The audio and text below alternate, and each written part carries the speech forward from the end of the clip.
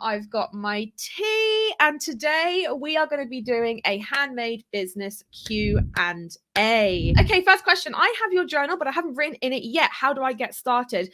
Good question. I would say the best place to get started is probably at the beginning, which I know is a really cliche question. I would say when you get the planner, inside the first 2 or 3 pages, there is a QR code that you can scan with a video that will walk you through how to start off, how to fill it out. So I would watch that first. I think really, ideally, it's setting aside the time, right? It's setting aside the time to be able to start to actually use the damn thing. I think the second thing I would say is keep it on your desk. Keep it in a space where it's not put away. It's not out of sight, out of mind. It's in a place where you're going to actually pick it up and you're going to start actually using it. I think the third thing would be, if you haven't got chance to do the move the mountain stuff, the questions or anything like that, I would simply have it on your desk and just start using the weekly planner, because I think the more you start to integrate it into your week, the more chances are that you're going to actually use it. So Catherine says, my Etsy shop used to do really well. I closed to have a second child and it just hasn't picked up to the same level. Not sure what to do. Feel like perhaps a complete overhaul is necessary. Well, it's a loaded question, because I think a lot of it depends on where you were at before, because if it was like 2020 where online and e-commerce did shoot through the roof anyway, then I think it's going to be really hard to get that amount of traffic back up again. I would also say, what is your niche? What is your target market? How long were you out for? If you are wanting a complete overhaul, my 2 recommendations for you would be to grab the book. And if I swing my chair around, you can see, so that's the book behind me here, here, and the planner is here. So I would probably say to get the book. The planner is great, but if you can only do one, I would get the book, because that is literally a book and a workbook, so you can work through it to revamp things. I would also say to go and watch the video that I did on YouTube that's called How to Recover from Vacation Mode, because that's going to give you a bunch of things that's going to kind of start to get you ticking over in the search results again. Because I think by the sounds of it, that seems to have been what has happened. So how the algorithm works in a very simplified way is that you start to get thumbs up from Etsy. Your listings start to kind of go up and up and up when you get sales reviews. Also works with favorites and all that kind of stuff, but really it's sales reviews. When you cut off that process at all, you just completely cut it off, that then starts to just stop, and then your listings will gradually just go da da da da da da, because you're not getting the sales reviews. So I would say book, planner, video. Those would be the 3 things that I would say. I have a good question. How long did it take to make it with your handmade business? Great question. To make it depends what you mean by make it, really. But I started it in June 2015, and I went full time with it April 2016. It was the 16th of April 2016. So I don't know, it was less than a year. And that was the complete journey, but that was me spending a lot of time in it. Sorry to jump straight in with a question. That's literally what I'm here for. I sell well on Etsy, but trying to convert them to the website. Ooh, okay. What's the best way to do this via orders placed on Etsy? Can I add a promo code for the website to a slip inside an Etsy order package? Is it okay to print my website onto the back of my stock? I sell printed items on card. I don't want to tread on Etsy toes. So the thing with this is you can't go onto the Etsy platform, and as far as I know, they do change this rather often. So what I would say, if in doubt, is to have a look at the T's and C's yourself, because I think that no matter what anybody says, you're always going to kind of want to take responsibility and just make sure that you're happy with the wording of the T's and C's, and make sure, like what you said, that you're not treading on any toes. However, If I were Etsy, I would not want anyone to directly take traffic away from my Etsy shop. So let's say you had a listing with a big picture, a big thing in the description that said, come over to my website where this is £10 cheaper. Like, I think eventually that might become a bit of a problem because you're directly taking traffic from Etsy and, you know, pinging them over to your website. I think for me, the easiest way to do this on Etsy would be to have some kind of sign up to a email list, a Facebook group, something where you're adding that middle step in between Etsy and your own website. I'm going to say something here that might be a bit of a hard truth, and obviously everything I say is always said with love, but I cannot tell you the amount of coaching calls and students that I have had where they've been going on Etsy for a little while. It might be 6 months, it might be a year, it might be 2 years, whatever. They go, I think I should open up my own website to save on some fees. They do that, and then they start to divert traffic away from Etsy. But there is a reason why Etsy checkout converts well. And that is because A, it is a trusted household name. B, people know how to work it. And C, it's very obvious on Etsy that if for some reason you don't send the item out, or not that you won't, but you ghost someone, or someone spends the money and then never gets the thing, right, that they will get their money back. Those three things are not going to be the case on your own website. So it's very common for your own website to convert a lot lower than Etsy would. So that's my only thing with this, is that if you have a massive audience behind you that you've been nurturing for a long time, you've been showing your face, you have that know, like, and trust factor with them. This can be Instagram, it can be Facebook, it can be email, whatever. Then it's fine to have your own website because you're driving people there that, like I said, already trust you, that are already warmed up to you. However, if you are taking randomers from Etsy and trying to plug them into your own website, that is where a lot of people start to see problems. Number one, not only because your own website converts less, like I said, but number two, then you actually start taking traffic away from Etsy, which, as you said, is doing well. So it's kind of like, if it ain't broke, don't fix it. But a way, like I said, you can do it is to add that middle step. I hope that answers your question. And if anyone else has been kind of wondering this, I would definitely say to tread carefully here, because you are not going to get the same immediate reaction with the same amount of work as you do with Etsy on your own website. My question is about my offering. I have two kinds of products in mind: art prints and printable templates. Although the target could be quite the same, I'm not sure if they should go in the same shop or should I have two shops instead. And if I were to have two, what do you think about having the same brand with different colors and tagline? I haven't opened a shop yet, so it would be great to know your thoughts. Okay, so my immediate gut reaction is, if you haven't opened a shop yet, I wouldn't honestly start off with two. It's a lot of work just to have one and just to upkeep it and do the marketing side of it. I'm laughing because I've done this myself in the past. I just have this image in my head of me with like 4 shops desperately trying to do it, and I would just not advise anyone to do that.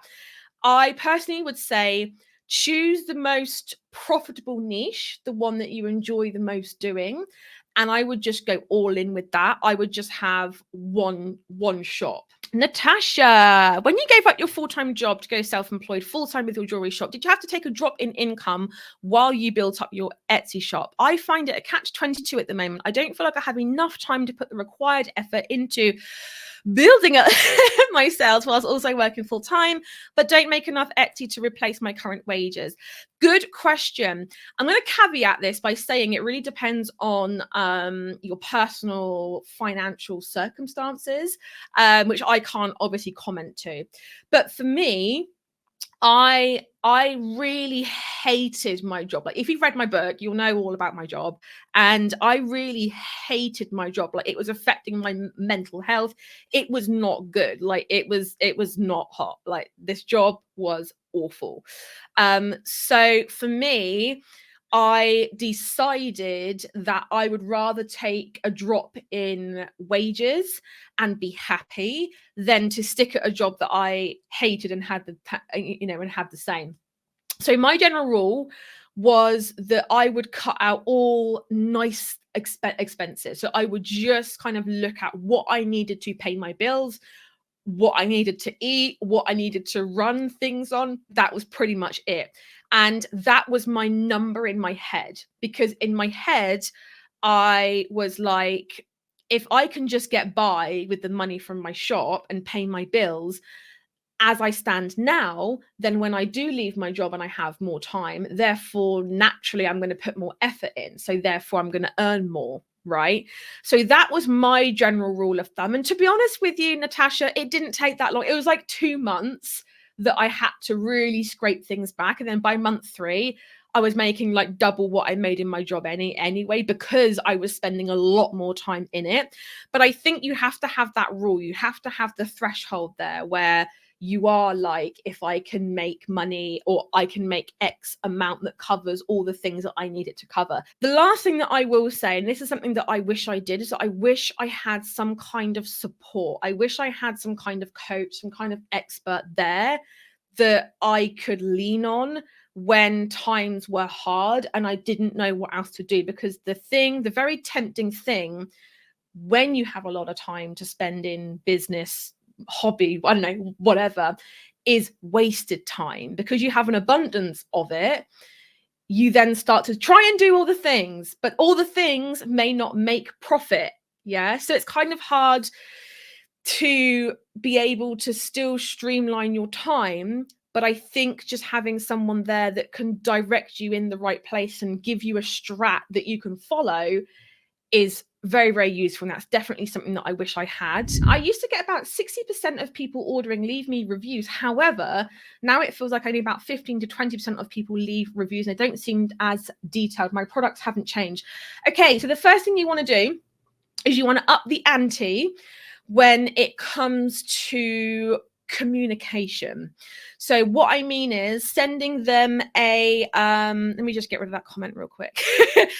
Sending them a message when their order is received by you, saying, hey, like, thank you so much, I'm going to start working on this in this days to that days, and just be like, just say, I hope you're looking forward to it, Then send them a message when it's dispatched and say, hey, like, just to let you know, your order has been dispatched. You should get it within I hope you're looking forward to it. I put a lot of work into it. And if you wouldn't mind leaving me a review when you receive it, it's really important for small business owners like me, because it helps me and others like me to get seen.